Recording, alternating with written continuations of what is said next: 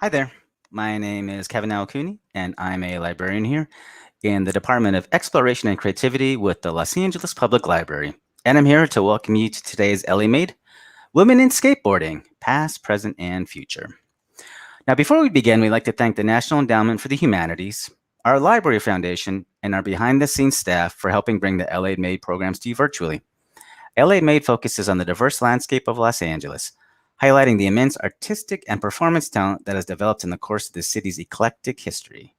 If you'd like to see more of our amazing programs, please visit our online calendar at lapl.org/events. And for our LA Made programs, visit lapl.org/LAMade. Our website also has blog posts and video links that highlight the library's diverse resources and upcoming programs. We'd also like to take this opportunity to pay our respects and acknowledge the ancestral and unceded territories of the Tonga, Chumash, Fernandino, Tataviam, and Keech tribes that is now occupied by Los Angeles. We recognize and acknowledge the first people of this land, honor their elders past and present, as well as their descendants who are citizens of these nations. For more information on which territory you may reside in, check out native-land.ca. And now into today's program, Women in Skateboarding, Past, Present, and Future. And just as a reminder, before we begin, participants will have an opportunity to win a free copy of Skatebud, a beginner's guide to skateboarding. So please email ecdepartment@lapl.org for your chance to win. So super cool book, email, get a copy. Los Angeles is home to the most incredible mix of women who have shaped skateboarding. And while female riders have always been around, their entry into the skating industry is unfortunately fairly new. Join us to meet 4 trailblazing skaters who help change the perception of what women in skateboarding mean and what the future of skating can look like. And helping to moderate today's program is Zach Moldoff, aka Skatebud, who was voted as the funniest person in his high school class. And now let's welcome to our LA Made stage, Zach. Hey Kevin, Hi. thanks for pulling out such a random funny fact about me. Just looked it up on your LinkedIn, and it's literally the first thing that comes up. Yeah. All right. Well, You're welcome. All right, I'm gonna leave. You take over because my jokes are awful. I'll see you on sounds the other good. side.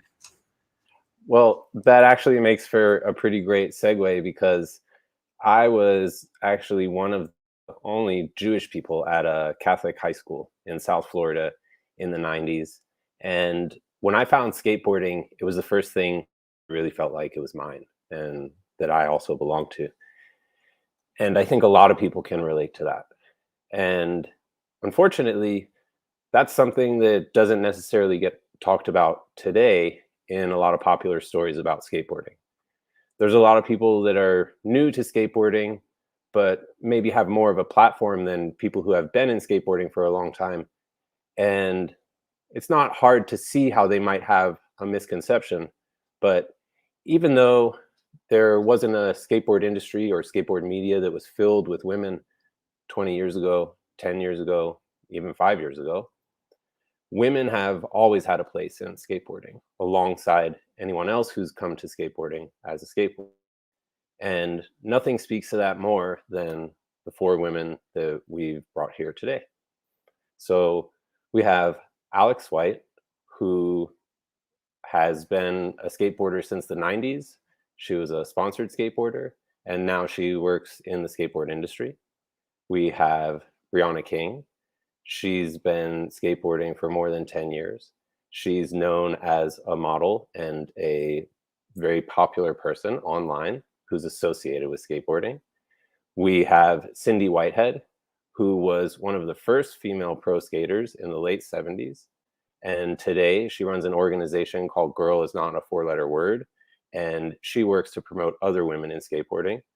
And we have Monica Torres, who grew up in Brazil skateboarding, came to the United States to pursue skateboarding, and won Women's Battle of the Barracks, which is one of the most prestigious measures of a skateboarder's talent that you can find in the skateboard industry.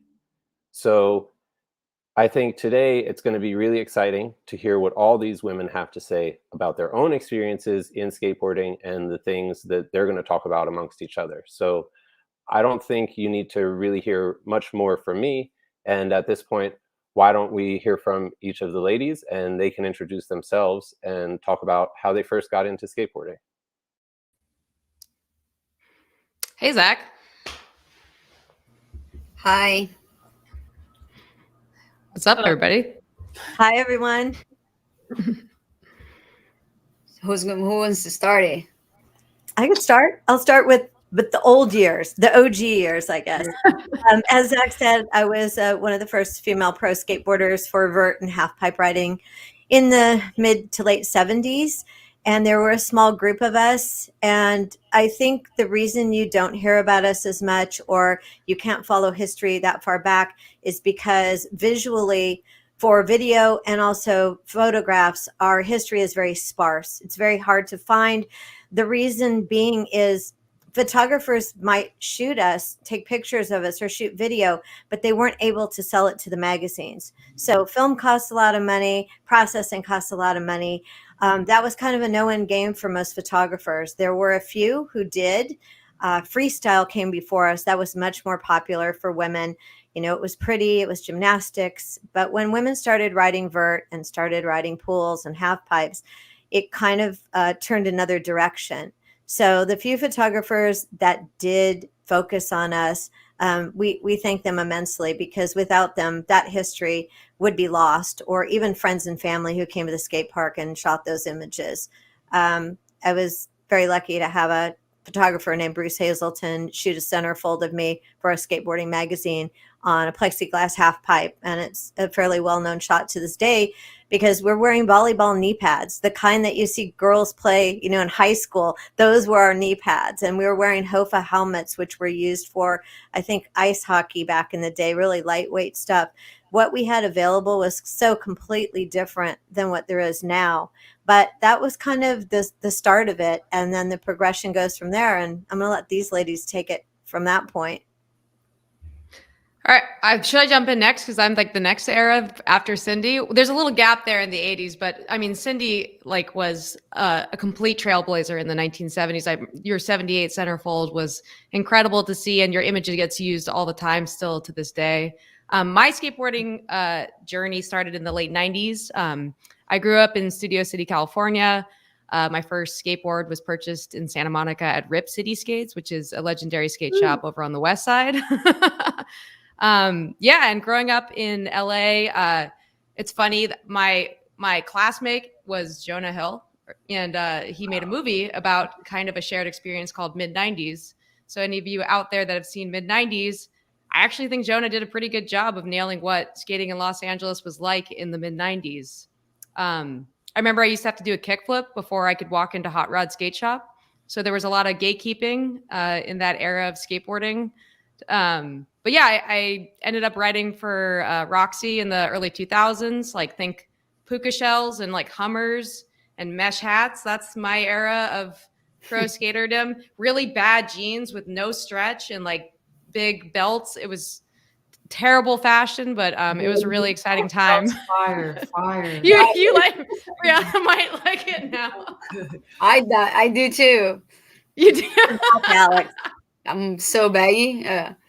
Yeah. Well, we went like tight and then flare jeans. I don't know. For all of you that don't know out there, pants are a very important part of skateboarding. We talk about it all the time. So this conversation might get derailed by pants at some point. We didn't have pants. We only had shorts, and they were super short. We wore the boys' shorts, and the boys wore super short shorts. So there you go. It's like the basketball. Like back in the day, the soccer ones were really short too, and now everyone's wearing baggies.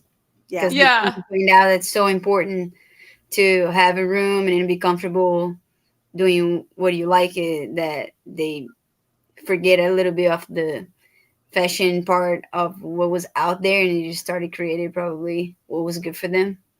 I bet. But then I'm Monica Torres, and I grew up in Brazil, and it's funny to see because I come from a different culture of skateboarding, and what's not really that far behind. I only skate for probably as long as Brianna skate. I've been skating since 2008, and in Brazil, everything gets over there a little bit after United States. So internet internet, it wasn't a thing for me until I was probably like 15, like around that, like around when I was 15, I was already skating basically. So it wasn't really anyone that had like enough experience to tell me like who to look it up for. It was only like probably Leticia at a time. There was no like girls that in Brazil people knew about it, so they could tell me, and then I would go looking for them.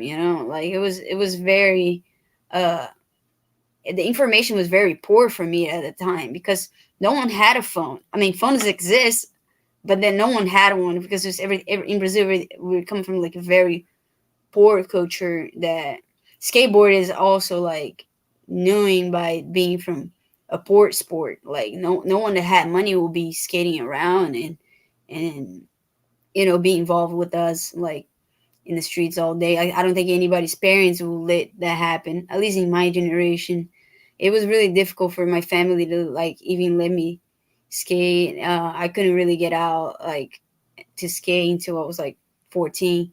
So that's basically the age that I started. And it's funny because like as much as you guys saying that was like hard to see photographers and in videos at a time, like for me to go watch a video, it wasn't just go on YouTube and then watch it because no one had internet in Brazil. Like to be able to connect on, like to have connection at a time, you got to go to like LAN houses and pay a lot of money to be able to go. And then if you would do that, we'd just go to play video games. We'll basically not go for searching things. And I ended up being on the situation that I learned a lot about skateboard because of Tony Hawk game. Because the more that you play, more like videos they unlocked, and then more you see skateboard. So like basically like Elisa Stimmer, I didn't know that she was real until I was like a few years into skateboard already. Like I thought it was like a joke, and then everyone was lying to me at the time. And so yeah, it was just like a different reality. I think at that point, I don't know. It's just because I came from a little like very poor background, and then I just didn't have access to things. But that's basically what it was. And in Brazil, like a lot of people start to skate and then stop it right away because it's so hard to keep going. And everyone at one point just grew up, and then they decided that they need to get a job and things like that. And just like life knocks at their door. And then I really thought that I've actually really tried to like not skate and then just be like a normal person in Brazil and get a job. But then skateboard just keep pushing me back, and in every time that happened, it was even better. So here I am today in LA skating. Like when everyone thought that would never happen. It's sick. It's like a happy story. Good, happy ending. Mm-hmm. Fire. Fire. I'm Brianna. I grew up in Los Angeles in East LA. Skateboarding was everywhere around me my whole entire life, and I'd always try to get into skateboarding, and I'd always get bullied out of it. Not many girls, not many Black girls. I grew up like around predominantly Mexican people, so I was always like the odd person out. And yeah, so I'd get into probably too many times in my life just to get bullied out. And the past like 4 years, I found a group of girls in New York City, a group of Black girls. They're a part of the Skate Kitchen, and they were super inviting. And my first day that I met up with these people in New York, they showed me like a group of like 45 people. They brought everyone to the skate park, and they're like, hey, this is Brianna King. She's new to New York, and this is our homie. And yeah, I just finally found like a super inviting space 4.5 years ago. And ever since then, I've just been skateboarding every single day. And those are still some of my best friends. And I was a 24-year-old just like starting to skate with a bunch of like like high school kids, and it was the best time of my life. And I'm so grateful that I started skateboarding at 24, like actually skating, because yeah, I think it's just like so special to just like find love in it just for the sake of just skateboarding, not because like I want to be this or I want to be that or I want to be pro or anything else. It's just like, wow, I'm so happy and I want to continue to feel this way forever and ever. You know, it reminds me when Monica was saying that you didn't have visuals to go off of and other people. When we were skating, there'd be like one girl at each skate park, right? So you never skated with another girl till you came together for competition. So like Judy Oyama was skating. She and I would write letters. It like Monica was saying, for us, it was very expensive to call from here to Northern California, where like you're based, Alex. Like I couldn't call Judy. My mom would kill me and her mom would kill her. So we wrote letters. I saved all those letters. And it was like, okay, so I heard that Vicky Vickers is trying this trick. And well, I heard that so-and-so, and then it's like the rumor mill, right? It's like the internet nowadays, but it's just stuff you hear. And then you'd be like, I heard there's some girl from Texas coming to California to skate all the Gold Cup series. And this girl never materialized, but you would just hear things. And that's how you knew or thought you knew what was going on. You visually couldn't see it. The magazines were 3 months behind in publication. So whatever they did publish, which wasn't the girls, that was 3 months behind. So we were kind of in the same situation that you were in, Monica, in a way. You just had to feel your way through it. We ever came to that point, like that it was not only visualizing but also communicating letters.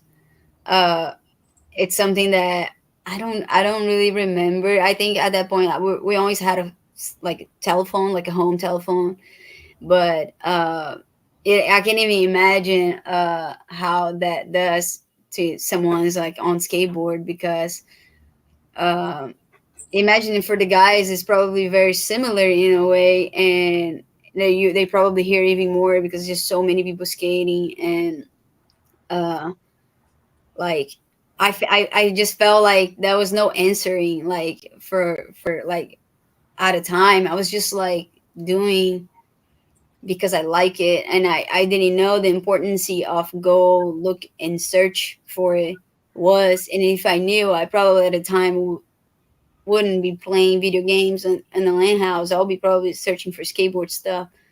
And then that's why it's so important to hear like a conversation like this, because whoever is like starting to skate right now, they will have like the right direction. If they actually want to do this, and they will have the right direction, because I didn't have anybody to tell me like, oh, like there's other girls or there's this girl. Like for me, they don't exist. Like it took me forever until like I like figured it out, like a group of girls that actually skated, because it was like I just go to the skate park and then whoever was there, I would skate with them, you know. And then I come to find out slowly that those were actually pro skaters, and then the companies that they were sponsored, it was the companies that I saw on Tony Hawk, and then they were actually real, and then that's whole thing was real. It was just like, I don't know, like I was probably just dumb at a time. I don't know, I was just probably very simple and then humble, and then it took me a while to put everything together. But yeah, I remember the first time I saw like Ellen video, and Vanessa, she from board this kink rail, and it was like one of the craziest things I've ever seen. Up those days, this is one of the craziest things I've ever seen. And actually, it wasn't a kink rail; it was like a knot rail. Not drill. Yeah. Yeah. Yeah, and then it was. I was like, that cannot be real.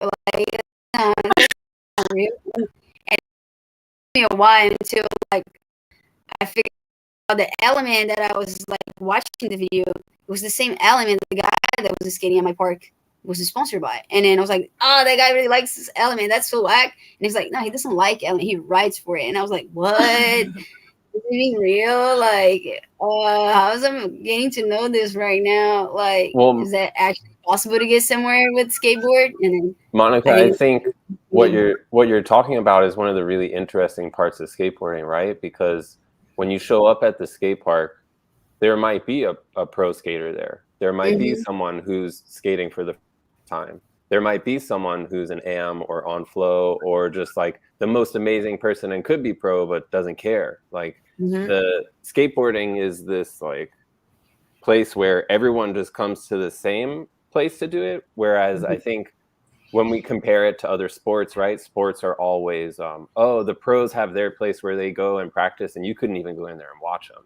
like, right, like you'd have to have special not like a soccer, like a pro soccer player. You're not gonna see him down the at street the park just playing soccer. No, not gonna happen. And But I think skating, I remember the first time I saw Tony Hawk in my face and like in front of me, and I was like, I couldn't believe it. I could not believe it. And I was like, that was the moment I realized that there was no like walls between like the pros to the actual AM skaters or whoever wants to skate. Like that was the best. That was the coolest part of skating for me. There was nothing between us. We were all in the same space, and that it was like one of the craziest things that I noticed about skateboarding, and that's what probably got me so much into it. It was sick. I think maybe if that's one of the things that we can talk about, well, all of you can talk about a little bit, is something that comes up a lot is the way that people feel when they first get to a skate park and they're new, or if they're maybe like different than all the people who are at the skate park, and even like, hey, like I've been skating for a while and I'm familiar with skating, but like this place makes me feel a different way. And I think that's something that probably all skaters deal with to some degree on the inside, but for some people it is a lot more amplified, and it becomes something that you have to like get past in order to enjoy the skate park. So I don't know if all of you could maybe speak to experiences that you've had in terms of like what it's like to show up at, like, do you always feel comfortable? Do you sometimes feel comfortable? Do you ever feel uncomfortable? And like, what has it been like to deal with that in terms of skateboarding? I think when we started skating, my era, skate parks were so new, we were all figuring it out together. Whether you were male or female, we were all figuring that landscape out together, like how to ride that half pipe. The thing that I did notice that was different, at least for me, being a lone female there, is a lot of people would come to the skate park and watch, male and female, and they would make comments when I rode, more so than when the guys rode. And some of those comments were great, and some of those comments were sexual in nature. Some of them were like, why would a girl skate? Usually it was another girl who didn't understand it, and like, ew, like, why would you do that? You're going to fall and get hurt and get bruised and, all this other stuff. So I took to wearing headphones, because big, huge headphones, because we didn't have iPods or phones or anything like that back in the day, just to block that all out.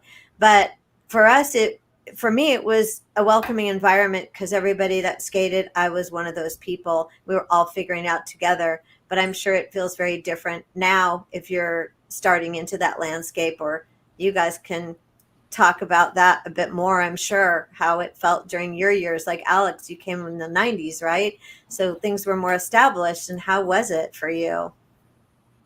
I think that there was definitely like a kind of exclusivity in skateboarding in the late 90s. I always felt like I found my niche. I'm from Santa Cruz now. Like I went to high school up here.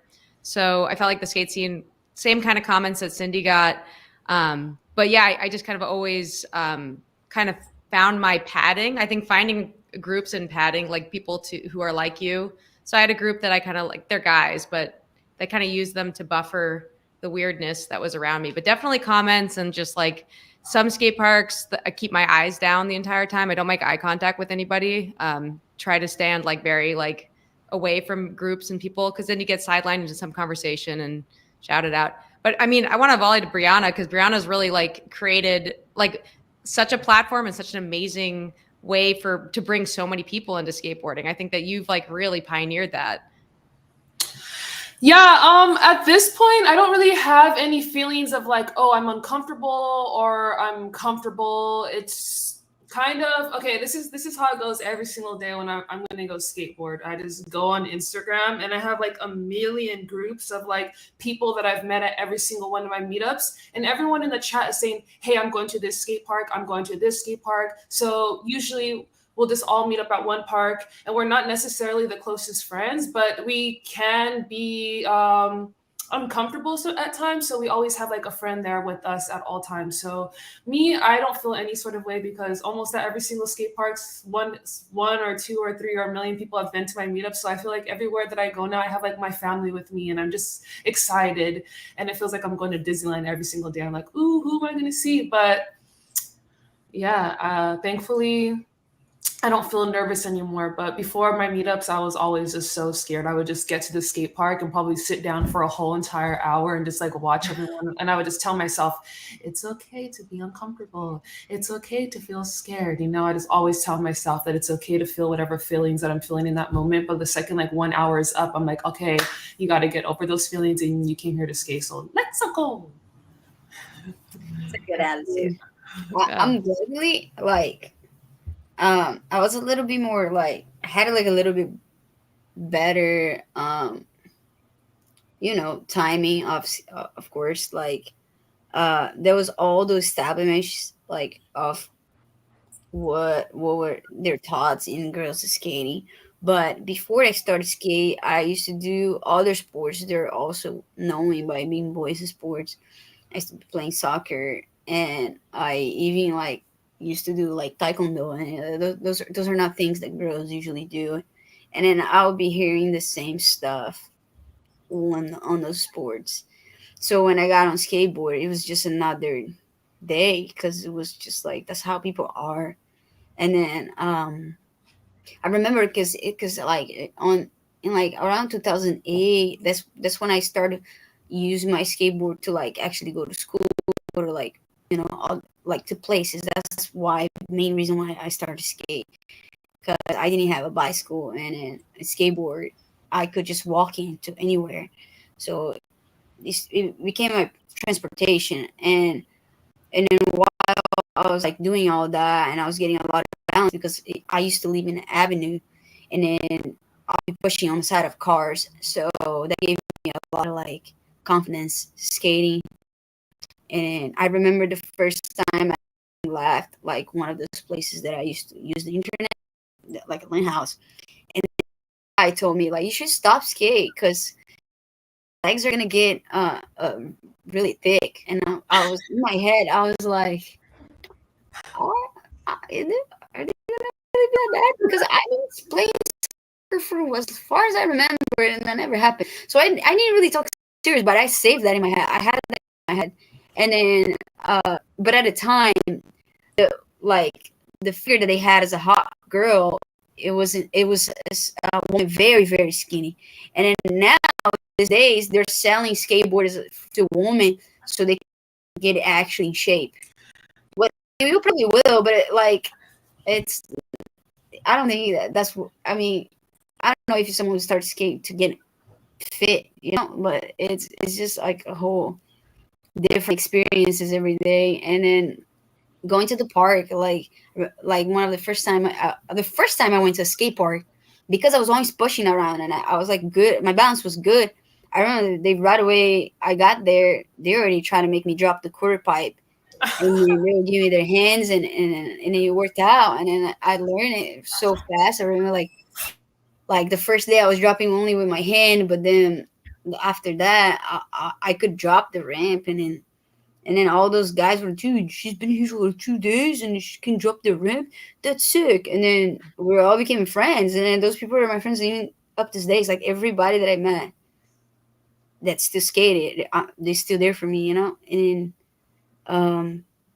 yeah, I mean, a lot of things happen because this is Brazil, but they're still there, like all of them. It's crazy. It's like all of them, like that I met back in the day, they still there for me, So it's like, it's cool. And then now that I got in LA, it's like it's a different vibe because here there's so many famous people here. That like when I go back to Brazil, they don't even believe the people that I see around here. And but it's like it's just part of my daily routine. I'll go to the park before I go to skating street, or I'll just go to the park because I want to. And then here, honestly, people don't really care. people, the boys don't really care. Whoever's at the park don't really care anymore who's actually there, if you're famous or not. They'll just be acting normal. But when you go to places that people never see you before, and then they be follow you for years, and you just show up one day from nowhere, they'll be crying like because they just like when I saw like the first time that I saw Tony Hawk, and I mean, glad that it was Tony Hawk, but like if it was any other pro skater, I would still feel surprised that this person was there and just hang out on the street, you know. So they feel like they will never reach that point they're gonna meet like some celebrity, like or something. It's pretty cool. But like, I think like we're in like the easiest time off skating right now, so it's a very different situation from Alex and Cindy. No, but then now we have the internet, and everyone's so evil on the internet all day long. Just Internet is actually to watch darker than actually. You can't even run away from it now. It's just like, no, I blocked them, and there's more. That's the thing I feel bad that you guys have to deal with these days with the internet, because in our day, somebody had to say that to your face. And for me, yeah, go ahead and say it to my face, because I'll have something to say right back. And Alex, it probably was similar for you as well in the 90s a bit. You know, we didn't have Instagram and all these things where people can hide behind a keyboard, be a bully, and say nasty things that they would never say to you in person. And I have, you know, with Girls Not a Four-Letter Word, I have little girls coming to me privately, stuff they don't want to tell their moms, and showing me DMs that they get. And I'm just like, I can't believe people will do that. Because to me, it's like, if you won't say that to someone's face in person, you shouldn't say it on the internet. And the other thing I want to say is, Monica, you were talking about, you know, the bigger legs and soccer, and you'll get big legs. For me, it was, oh, girls shouldn't skate half pipes in pools because your legs are weaker. And I'm like, my legs are weaker? Like, my legs are just as strong as my brother's. What are you talking about? But that's what we got. You know, it's like, you're weaker. You shouldn't be doing that. So everybody always has an opinion, right? Or something to say, maybe. It will never be good enough. I already like understand that part, you know. No one's gonna ever be 100% every day. And then maybe sometimes they'll just show up and then have expectations from you to be skating super good because that's what they see on the internet. The internet doesn't see how many times you try. They see the result. And then it's like they think they're going to show up, and then that's what they're going to see it. I mean, there's people like that. Maybe, I don't know. Nigel's probably really good, like every day. I don't know. But that person. I look worse on the internet. I'm like, nah, y'all gotta see me in person. You gotta see me in person. Yeah, I feel like we are probably one of the first generations to deal with social media, and then that's definitely causing like a lot of people life expectations, because they see on it like stuff on the internet, and then the people been saying that everything is real, right? That the people behind those screens are real, and then we actually are. But thanks. It's like not everything has to be happy all the time, and then you know, like everyone, you know, everyone should be taking care of yourself a little bit more and make sure that you know, you're healthy, and then you have people you like around you. Some people don't really like think then someone that might have a lot of followers might not be having that many friends, or someone that has no followers just, you know, friends with a lot of people, you know. So like it's becoming really hard to believe, like understand what's real and what's not, and how to deal with that whole, like how to process that in your head. And I don't know. Yeah, there's a good part and a bad part of being social media for sure. Yeah, I feel like I just grew up my whole entire life on the internet, and then when I got into skateboarding, I'm like, ooh, I like the way this person skates. I'm gonna hang out with this person or this sort of thing, and I'd always like pick and choose through the internet. And then now I just like deleted everything from my brain. I'm like, whoever I meet at the skate park is my homie. The end. Like. But how great I just have that opportunity, you know, to go on the internet and see visually other women skating, other people skating that you admire, tricks that you think are great. I think that's so amazing. I love that. I don't love the negative side of it, but I love the positive side of it, because when I have like a male CEO in skateboarding tell me, oh, there's not that many women that skate, or there's not that many around the world. And I'm like, okay, let me pull up this one, pull up that one. This is Sweden. This is, Afghanistan. This is here. And they're like, where did you get that? How do you know that? I'm like, Internet. just pick up Instagram. Like we can all find each other. And I think even from the 70s to now, that's one thing about skateboarding. You go on a road trip, and Alex, you probably experienced this too in like the 90s. You go somewhere, and if you're a skateboarder, male, female, doesn't matter how you identify. Somebody's like, hey, you need a place to crash? You want to go eat? We got food to share. It's a family of people, and we may have ups and we may have downs, but I think skateboarding is just family. It's something you relate to. Not everybody else. Like I think Monica was saying, like not everybody else skateboards, and maybe they don't want to, and they think it's to get in shape or whatever. But it's not. It's about freedom. It's about the feeling you get that you like. I'm way older than you guys, and I still get on my skateboard, and I will till the day I die. I know. Yeah, Cindy. It's like you've got to. Yeah. You can get out. It's like it's actually a lifestyle. That's why it's like, I mean, it brings you all that like healthy part of getting in shape. Maybe, I don't know. I feel like I'm not in shape, and I skate a lot, but I don't know. I feel like the reasons why someone shouldn't even be having that goal, it's because skateboard is gonna bring so many other things that it's way more value. Like I'm speaking English right now. I never been in an English school. I never, like, no one ever thought that Monica's gonna get there and then do that. Everyone actually thought the opposite way, or she's not gonna go anywhere. I remember my teachers at school, and then it's crazy because we're like like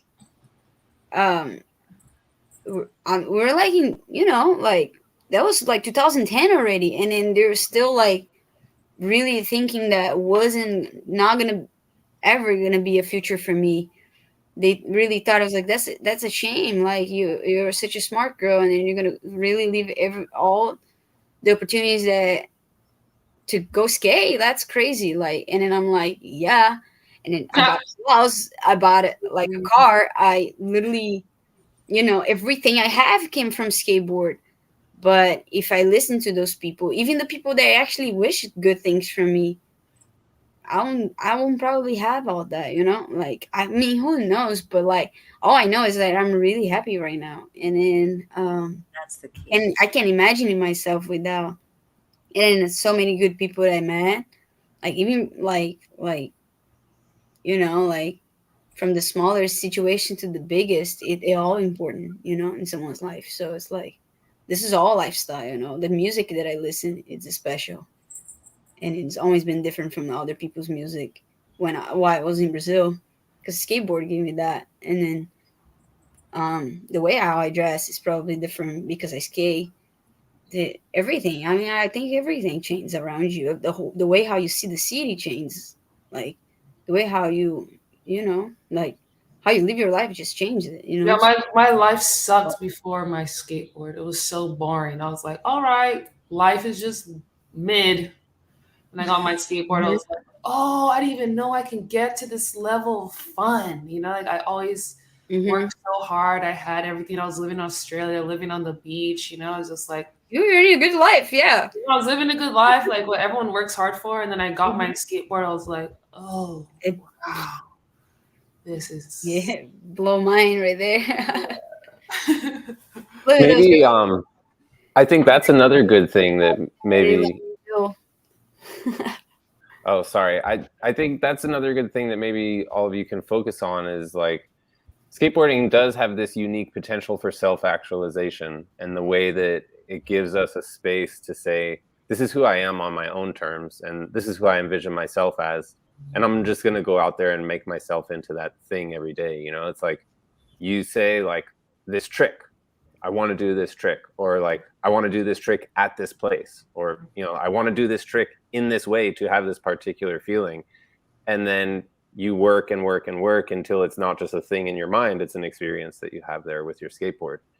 And I think now we're starting to see through studies like the one from USC, where it was called Beyond the Board.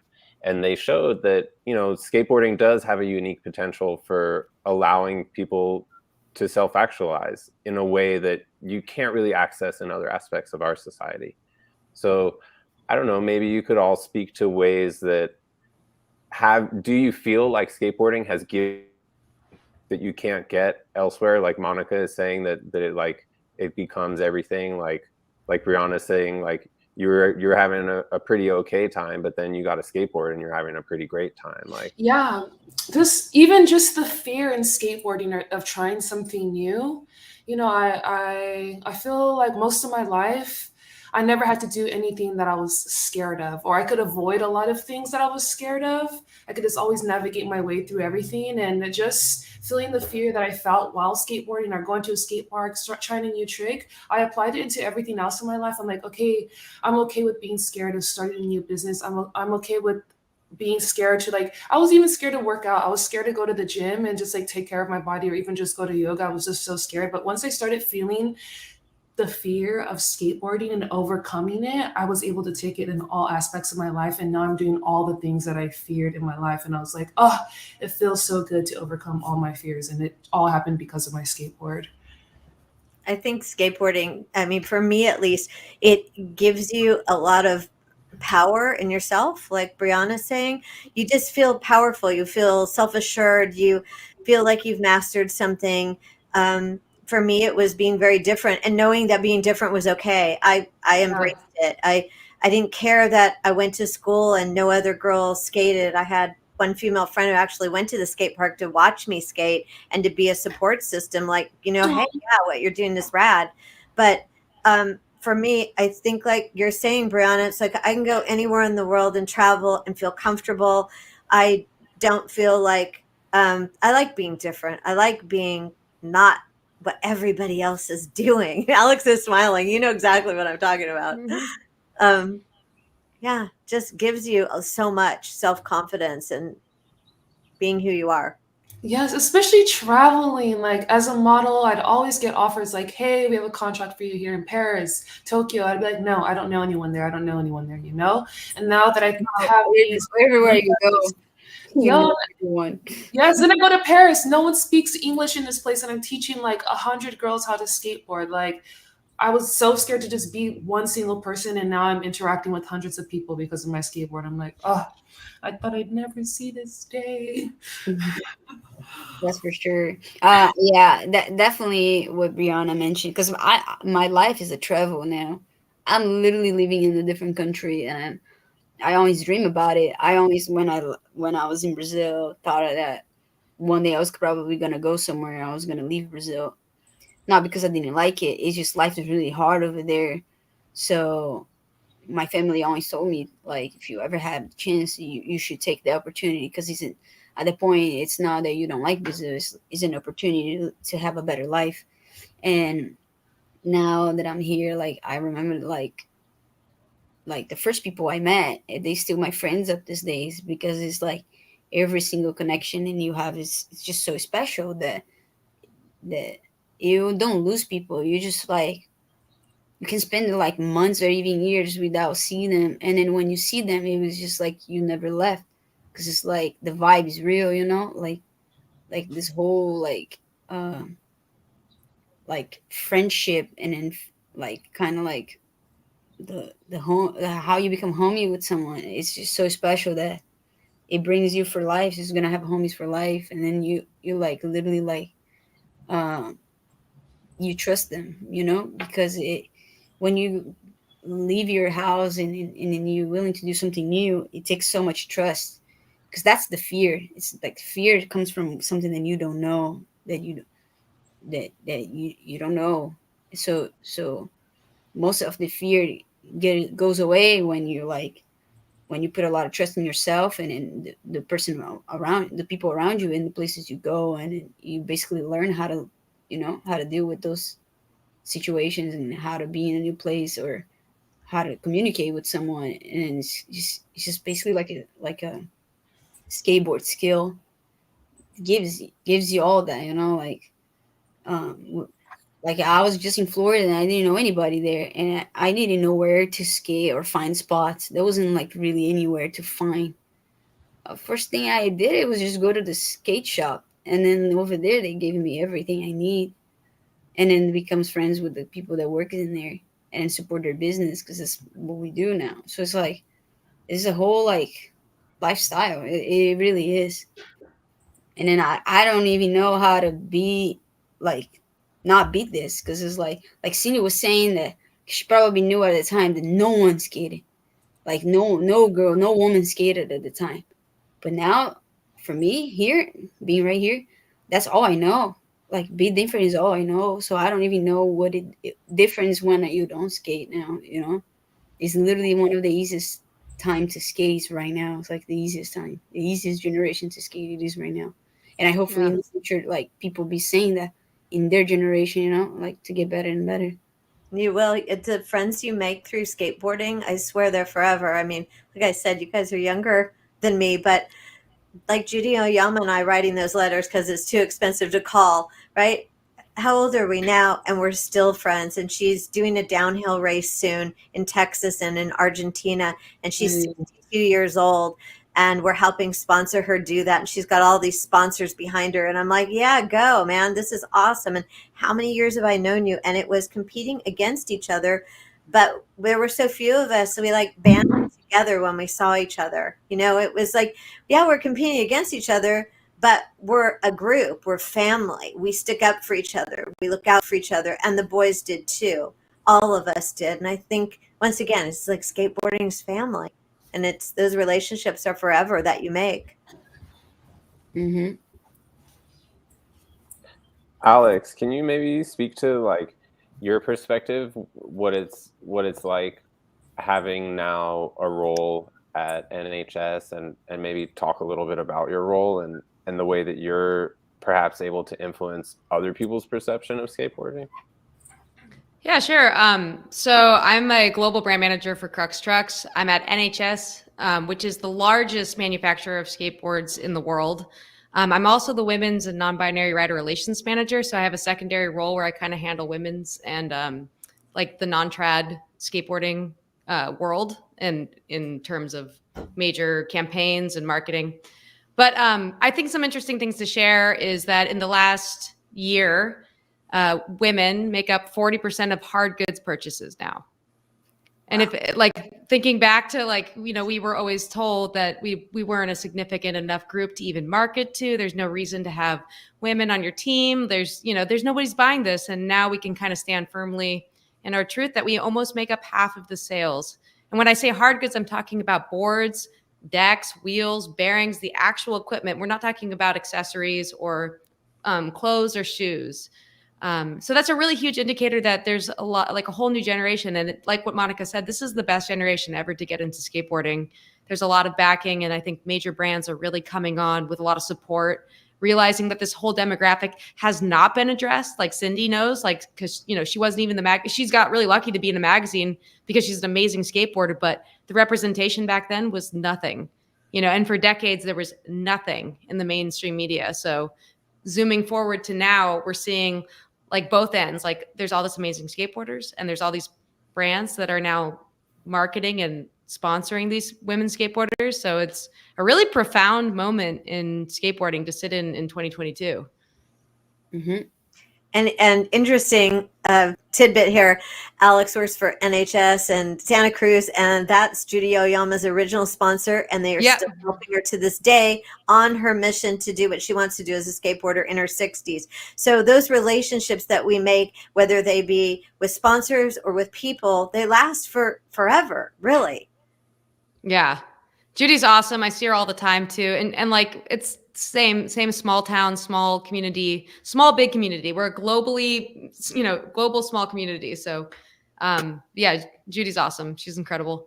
And it seems like all the manufacturers, like I remember DMing you, Alex, and saying, hey, we have a girls skate event at Venice. Can you guys donate some products? And you were like, yeah, of course. And it's just, those are the relationships that we make with each other. And we all pull together and help one another. Because like you said, 40% is a huge demographic in hard goods for skateboarding. Because you're not talking, I want to wear skate clothes and look like a skater. You're talking, I want to skateboard. Yeah, and that's where that marketing shift happened. I think about a decade ago, they were thinking that they were going to use skateboarders to market to non-skateboarders, right? Like, so Etnies Shoes was putting all this money into these kind of like mall store ideas that, you know, we know that girls don't really want to skateboard, but they know they want to look like them. But no, now girls want to skateboard. They love skateboarding. It's like the biggest growing demographic, and that they're actually using real skateboarders and real skateboard products, professional products from women in skateboarding. So it's an incredible moment. It's amazing. And Yes. Anna, I've been wanting to say something to you for such a long time. I love the fact that you are popping up everywhere in these beautiful fashion ads, and they are using a core skateboarder who works for them, but you know, it works for what they're looking for, but you're core. We're not having a woman, as we were like Alex and I know 10, 15 years ago, standing on a skateboard who can't even skateboard. You're like, why are you standing that way? That's so weird. Just standing on the side of the board. But yeah, Anna is breaking that mold and making it all come together. And I think I try to say when I see your pictures come up on Instagram, like, yes, yes, yes. Like, this is the best thing because you're meshing those two worlds in a very authentic way. And I love seeing it. So thanks, y'all. Thank you. Yeah, she's the go off model. And then it's cool because it's like for the first time I'm going through that with a company that has I'm sponsored by with Volcom, and we recently designed like a woman's skate pants that will be ideal for like us to skate with, like what is the good part and what makes our, because our body is different, so like what can we do to bring a product that's actually like is going to be really good to use in, to wear and be comfortable and still look cool. And because it's like something very important, you know, like I every time I walk inside of a skate shop, there's not a woman's section in there or anything that would potentially fit me. You know, they sell what they got over there. You know, you just go over there and whatever they have it, you just buy. And right, and where about? There's no like section for different styles. You know, it's like if you go to like I don't know, like any company or like a skate shop or like, you know, those big franchise companies that like Zoom is, or I don't even know, like, and you walked in and there's all different styles for men's and even different style for kids. When it comes about women's, it's just that square kind of like looking that someone that doesn't skate build a whole thing. And then so it's very important, like for people like me that I skate, like people like Rihanna or any gender in general, having someone that actually skate working on the skate industry. But as a woman, like for me, it's very important to have someone having a woman that skates and it knows working like on our side as well, because it's like they will actually understand how it is to like how do you position on, like how do you put yourself on skateboard and then having that piece, you know, working well for you, and then you feel comfortable, and then I also feel like you like something that you want to wear. 100%. And that's for everything, you know, for every single product. I'm just bringing up like one of my own experiences, but like that goes for everything, you know. So it's really important now that the people Just speak up. There's 40% of the sales goes for like not only one gender but all, like all that everyone that wants to skate, you know. And they're like we're finally getting to like number that and then tell people and like that this is real, this is real, you know. Yeah, a lot of the time that I come across these brands or something, I just like email the whole team. I see that they're working with like fake skaters. I'm like, hey, I am a real skateboarder and I do consulting. Also, I'm a model. So I was like, you can either hire me as a model or I can do some consulting for y'all, but y'all need to pick one of them because you ain't doing it right. So that's why I'm always just like, y'all got to speak up because they don't even know that they need us. So I love just going out of my way to find people to hit me up and work together, you know?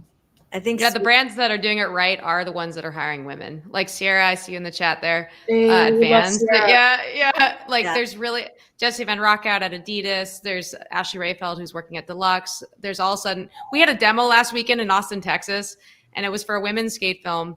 And the amount of product, because it was all women in charge of sending out the product to this demo, there's so much product there. It was like, we were all like, yes. And, you know, I remember 10 years ago where it was like, can we get 2 lanyards, maybe like a couple stickers? Like, Aww. but it's just, there's like so much abundance of support for this like generation, like Brianna and Monica now with like my generation and Cindy's generation kind of sitting in a position where we can help. So it's really awesome. So lovely. Like a lot of girls will never end up skating. Like, oh, I'm not skating this week because I don't have any shoes, or my shoes have like a giant hole in the bottom, or my board is just not working, and it's just so sad. And it's so beautiful to see, like, especially Sierra and like Ashley always like help me, and a lot of these girls are like, yo, I haven't skated for the month because I have no shoes. So it's just really lovely that we have so much support. And can we give a shout out to Vans about the Lizzie shoe, because Lizzie Armanto, Yeah, that was awesome. Yeah! Colorway, but her own shoe built for her specifications, what she knows is good for women in skateboarding and for every gender, actually. And to have that launch party that they threw, it rivaled every guy's launch party. I've never seen that for a woman. And I was just like, Vans, Steve Van Doren, Christy Van Doren, the whole team there, like, thank you, thank you, thank you. I never in my lifetime thought I'd wait to see that day, and I have. So I can die happy now. I was literally crying watching all of that. I was just like tears of happiness. It was so beautiful. It's amazing. It's amazing. And it should hopefully be more frequent moving into the future. Yeah, for sure, it's like, come on, like she deserves it, and it's like so obviously like that she does, and have not only girls but like so the whole world just looking up for her, and yeah, you know, like it's something that it needs to be done. It really needs to be done at this point. Like it's special, you know. Imagine that changing her life. I just want to jump in for an audience that maybe doesn't understand why we're talking about brands so much and being so important. So the epitome of great skateboarding isn't getting a gold medal. Like it's important, like we're talking about that. Really what skateboarders do is that they create this own identity. They bring themselves into the skate park. They bring everything that they've learned and done, and they create a pro model career by having pro model product with major brands. So like, you know, and you think about that, like, it's like representing your country in some ways, like saying you ride for Vans, like we know immediately the kind of skateboarder that you are. You ride for Adidas or whatever board company you ride for. So it's really important to support you. You're an individual skateboarder. The brands that support you, that's kind of like our Olympics, if I can kind of sum it up. I mean, Olympics is one thing, but yeah.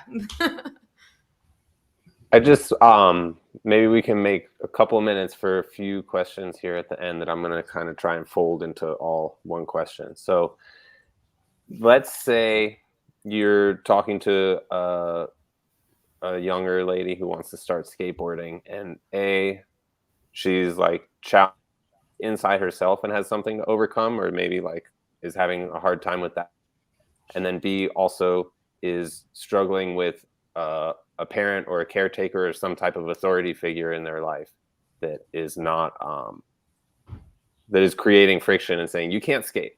You know, like, is there any kind of advice that you would give to that young lady?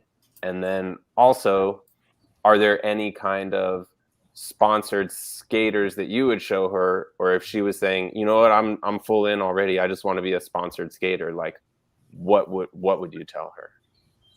Okay, my mom actually focused my board when I was a kid because she hated skateboarding so much. So if I had somebody like Lizzie to show, like, look, they have their pro model, they are happy, they're at the Olympics, I think that would be something that could make your parents think differently about being a girl and skateboarding, for sure. It's like you see that there's an outcome from skateboarding because that usually works on parents.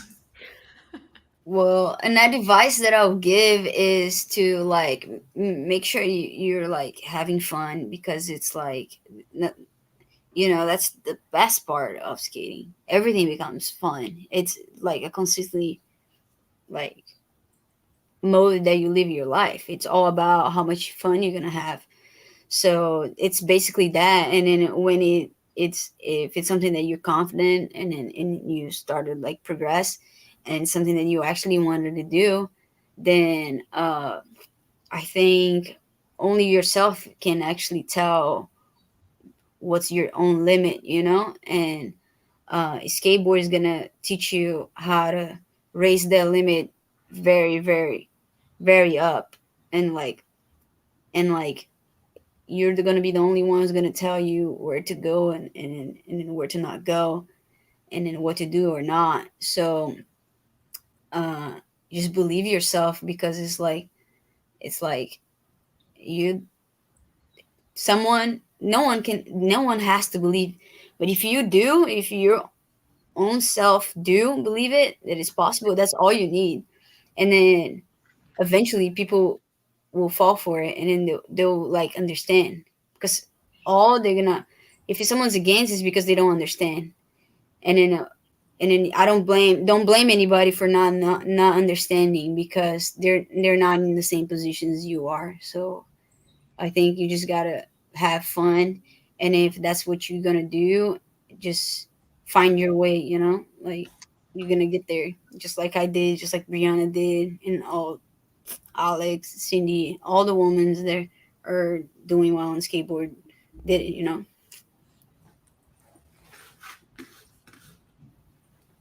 Cool. We got to wrap it up, but I think if Alex or Cindy, if you want to say anything really quick. I was just going to say, I think if a girl out there wants to skate, definitely do it. Find some people that are like-minded. Don't worry about what other people think, and get out there and have fun. It's going to be the best experience you've ever had. Mm-hmm. Oh, for sure. And yeah. No, you go, Oh, you go go, ahead. you go. Oh, your parents are people too. Just ask your parents or your caretaker, like, what was the thing that grandpa and grandpa didn't like about you doing? And does that bring you happiness? Put them in your shoes. So as a parent, They might say something way crazier. Yeah. I swear. yeah. Good one, Alex. I was just gonna plug myself real quick, but my TikTok has everything from like pushing and how to Yeah. ride over a crack, and just literally the most basic things you could ever possibly think of are on my TikTok. Awesome. It's Your great. ollie one, Brianna, the multiple ollie thing when you ollied around a parking lot, that like got me back in. I was like, damn, that's a great idea. Like, anyway, Brianna's TikTok is great. Thanks so much, everyone. Thank you so much to Diane and Kevin and Steve from the library for helping us put this together and making it happen. Thanks for having us. Thanks for having us, for sure. Bye. Shout out to So nice. Hi, to Judy. talk to you all. Yeah, hi, Judy. Judy's in there. I'll miss y'all.